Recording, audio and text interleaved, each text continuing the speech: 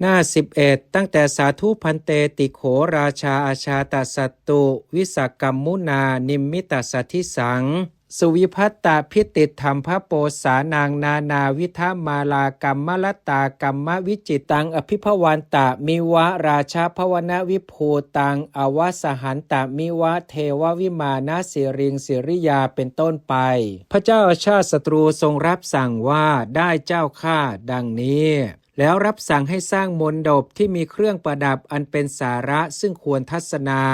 เช่นกับสถานที่อันวิสุกรรมเทพบุตรนิรมิตไว้มีฝาเสาและบันไดอันนายช่างจำแนกไว้ดี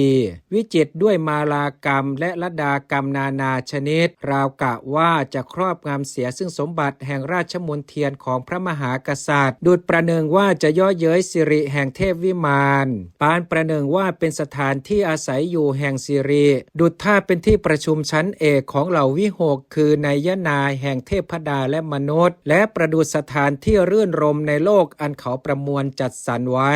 ตกแต่งมณฑปนั้นให้เป็นเช่นกับวิมานพรหมมีเพดานงดงามรุ่งเรืองดุจสลัดอยู่ซึ่งพวงดอกกุสุมที่ห้อยย้อยนานาชนิดวิจิตรด้วยเครื่องบูชาดอกไม้ต่างๆมีการงานอันควรทำที่พื้นอันทำเสร็จเรียบร้อยดีแล้วประหนึ่งว่ามีพื้นที่บุด้วยแก้วมณีอันวิจิตรด้วยรัตนะฉะนั้นภายในมหามณฑปนั้นทรงรับสั่งให้ปูเครื่องลาดอันเป็นกัปปิยะ500ที่ซึ่งคำนวณค่ามิได้สำหรับภิกษุ500รูปแล้วให้ปูเถระอาจพิงข้างด้านทักษิณพินหน้าไปทางทิศอุดรในท่ามกลางมณฑปให้ตั้งธรรมาสน์อันควรเป็นที่ประทับนั่งของพระผู้มีพระภาคพุทธเจ้า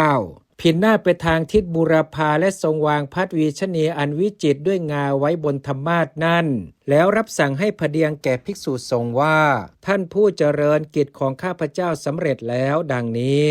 พวกภิกษุได้กล่าวกับท่านพระอานนท์ว่าอาวุโสการประชุมจะมีในวันพรุ่งนี้แต่ท่านยังเป็นเสขบุคคลอยู่มีกิจที่จะต้องพึงทำเพราะเหตุนั้นท่านไม่ควรไปสู่ที่ประชุมขอท่านจงเป็นผู้ไม่ประมาทเถิดดังนี้ครั้งนั้นแลท่านพระอานนท์ดำริว่าการประชุมจะมีในวันพรุ่งนี้ก็ข้อที่เรายังเป็นเสขะอยู่จะพึงไปสู่ที่ประชุมนั้นไม่สมควรแก่เราแล้วได้ยับยั้งอยู่ด้วยกายคตาสติตลอดราตรีเป็นอันมากทีเดียวในเวลาราตรีใกล้รุ่งลงจากที่จงกรมแล้วเข้าไปยังวิหารคิดว่าจากพักนอนได้เอนกายลงเท้าทั้งสองพ้นจากพื้นแต่ศีรษะไม่ทันถึงหมอนในระหว่างนี้จิตก็พ้นจากอาสวะทั้งหลายไม่ถือมั่นด้วยอุปาทานความจริงท่านพระอานนท์นี้ยับยั้งอยู่แล้วในภายนอกด้วยการจงกรมเมื่อไม่สามารถจะยังคุณวิเศษให้เกิดขึ้นได้จึงคิดว่า